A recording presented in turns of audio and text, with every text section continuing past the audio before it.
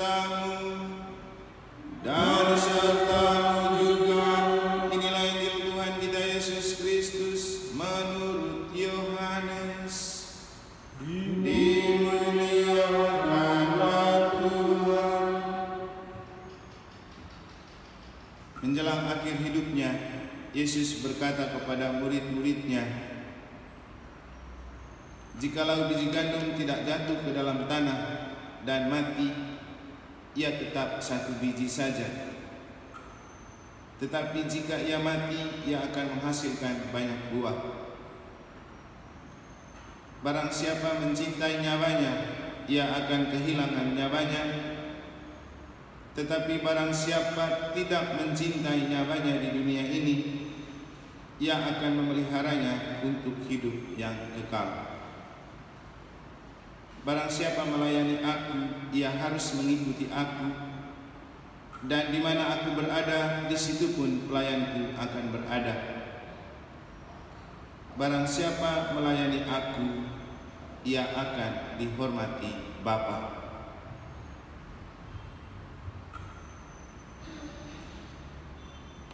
Berbahagialah orang yang mendengarkan sabda Tuhan dan tekun melaksanakannya. Sabda-Mu adalah jalan, kebenaran dan hidup kami. Bapak, Ibu, saudara-saudari, umat beriman sekalian yang saya kasihi dalam Tuhan. Beberapa hari yang lalu ketika kita mendengar Injil yang sama tentang siapa yang rela kehilangan nyawanya demi aku, ia memperoleh nyawanya, dan siapa yang memelihara nyawanya, ia akan kehilangan nyawa. Waktu itu kita menemukan bahwa nyawa bagi Yesus adalah pengorbanan. Pengorbanan dalam pelayanan. Sehingga kalau dalam Injil hari ini juga ada kata-kata, barang siapa yang rela kehilangan nyawanya di dunia ini, ia memperoleh nyawanya di hidup kekal. Artinya pengorbanan. Pengorbanan dalam melayani satu sama lain, dan terutama pelayanan terhadap Tuhan dan gereja. Kata Yesus, siapa yang melayani aku, ia akan dihargai Bapa. Gereja adalah tubuh mistik Kristus, maka siapa yang berkorban untuk melayani gereja akan dihargai Bapa. Kehilangan nyawa dalam konteks pelayanan di dalam gereja artinya Anda bisa terpotong waktu bekerja untuk mencari uang dan makanan untuk melayani gereja. Itulah kehilangan nyawa. Artinya Anda potong bagian dari seluruh hidup Anda untuk mata pencaharian demi melayani gereja. Anda bisa pulang lebih cepat dari tempat kerja kalau tahu bahwa nanti ada doa di lingkungan. Itulah kehilangan nyawa. Anda boleh terpotong sedikit gaji demi ke gereja. Anda boleh memotong sedikit waktu kebebasan Anda di rumah untuk ke gereja, untuk melayani gereja. Itulah pengorbanan. Dan kata Yesus dalam Injil, siapa yang memberi sedikit atau menabur sedikit akan menuai sedikit. Siapa yang memberi atau menabur banyak akan menerima banyak. Orang yang sedikit mengabdi untuk gereja memang dia dapat rahmat sedikit. Tapi orang yang mengorbankan diri dan waktunya banyak untuk pelayanan gereja dan Tuhan akan menerima banyak rahmat. Dan Tuhan tidak pernah menutup mata untuk melihat. Rahmat tidak sama dengan rezeki. Gitu kata Mary Riana kan. Gaji Anda adalah rezeki Anda, tapi rahmat Anda tidak hanya bisa dibatasi dengan rezeki atau gaji. Karena tanpa terima gaji pun Anda masih bisa menghirup nafas. Begitu.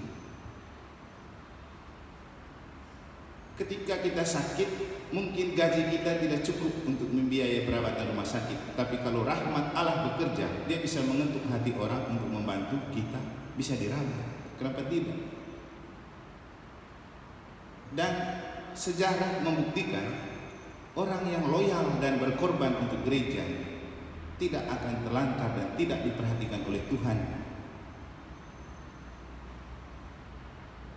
Tuhan selalu mengganjari, bahkan berlimpah-limpah untuk siapapun yang loyal dan total berkorban untuk kepentingan gereja dan Tuhan. Nah, inilah yang ditunjukkan oleh Laurentius, salah satu dari 7 diakon agung yang bekerja di administrasi Kepausan Roma pada zaman itu. Ketika Paus Sixtus II bepergian, waktu itu gereja itu diincar oleh penguasa Roma karena dianggap punya banyak aset harta benda. Maka pemimpin-pemimpin gereja selalu diincar untuk dibunuh supaya kekayaan gereja bisa diambil. Maka ketika Paus Sixtus II bepergian, dia tidak rela untuk membiarkan Paus berjalan sendiri. Dia ingin menemani, tapi Paus bilang, anakku, tidak usah bersedih hati. Nanti 3 hari lagi kita akan ketemu. Ternyata maksud Paus, setelah Paus mati, 3 hari lagi Laurentius ini juga akan nyusul. Dan memang setelah Paus Sixtus mati, ia diincar oleh prefektur kota Roma dengan pejabat-pejabatnya untuk segera mematikan Laurentius, karena waktu itu Laurentius ini adalah dia yang memegang aset-aset dan kekayaan gereja.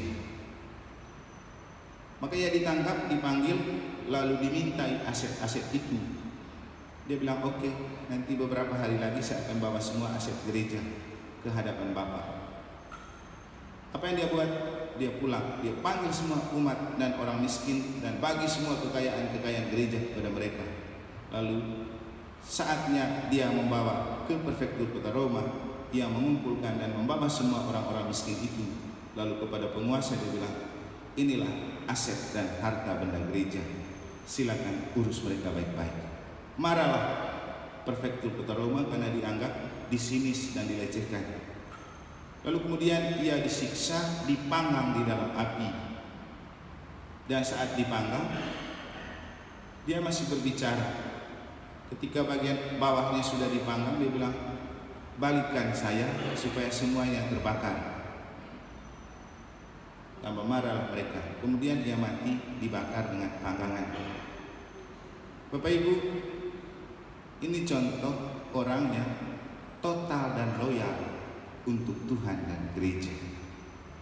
Tidak mungkin Laurentius menjadi seorang martir dan orang kudus kalau ia tidak total dan loyal berkorban untuk Tuhan dan gereja.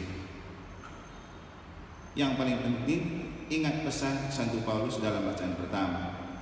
Kalau kita memberi diri untuk mengabdi kepada gereja dan sesama, harus dengan sukacita dan tulus. Jangan dengan merasa terbebani. Jangan dengan merasa terpaksa. Anda dipanggil menjadi prodiakon di dalam paroki dan gereja, terimalah dengan tulus, layani dengan sukacita, jangan dengan terpaksa. Anda menjadi pengurus lingkungan, pengurus KBG, seksi keluarga, bendahara, seksi pembangunan, terimalah itu sebagai kesempatan berahmat. Sisihkan sedikit waktu dan pekerjaan Anda untuk melayani di gereja.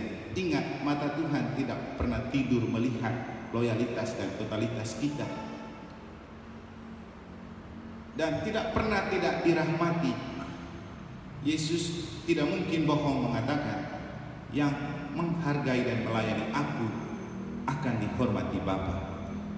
Kita kalau melayani gereja yang adalah tubuh mistik Kristus, kita melayani Yesus. Dan siapapun yang melayani dengan tulus, penuh sukacita, total dan loyal, akan selalu dihargai Bapa. Ketika kita kepepet, ketika kita tidak tahu apa yang harus kita buat, pada saat itu Tuhan bekerja sangat hebat untuk kita. Anda bisa cek, ketika Anda mau mengabdi untuk gereja, Tuhan selalu punya cara untuk menyelamatkan kita pada waktu yang indah.